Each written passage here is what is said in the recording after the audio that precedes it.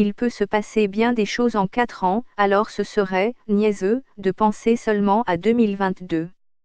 On va tout faire pour être là en 2018.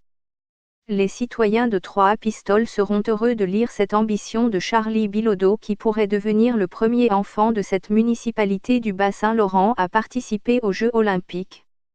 Bilodeau et sa partenaire Juliane Séguin sont identifiés depuis longtemps dans les hautes sphères du patinage artistique canadien comme un projet en vue des Jeux de 2022 à Pékin, mais ils pourraient conjuguer l'avenir au présent, en fin de semaine à Vancouver, lors de l'ultime examen des championnats canadiens.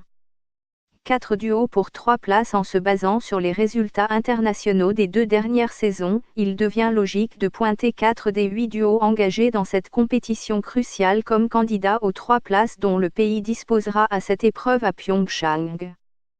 Si on peut déjà remettre des billets d'avion à Megan Duhamel et Eric Radford, qui ont retrouvé leur niveau de double champion du monde en occupant actuellement le 2e rang mondial, les 2 places restantes se joueront donc entre Séguin/Bilodeau et les couples ontariens Kirsten Mortowers/Michael Marinaro et Lubov Ilyushchkina/Dylan Moskovitch. L'idéal, un top 3. Le résultat final, suite au programme imposé de vendredi et celui libre de samedi soir, ne réglera pas l'identité des patineurs qui iront aux Jeux. Patinage Canada se réserve un droit de regard sur les nominations en s'inspirant des performances des 2 dernières saisons et en fonction d'autres critères, dont l'âge des candidats et le potentiel de podium. On présume toutefois que la meilleure option pour espérer se qualifier commence par un top 3 à ces championnats nationaux. C'est sûr qu'on a de bonnes chances. Je l'ai toujours en tête, mais en même temps j'essaie de ne pas trop garder mon focus là-dessus parce que ça risque de me faire perdre ma concentration. On essaie de se préoccuper des objectifs qu'on s'est fixés. Pour le reste, on n'a plus de contrôle, nous disait cette semaine Juliane Séguin. Favorisés par leurs âges. En raison de leurs âges, la patineuse de Longueuil, 21 ans, et son complice, 24, représentant l'avenir de l'équipe canadienne durant le prochain cycle olympique.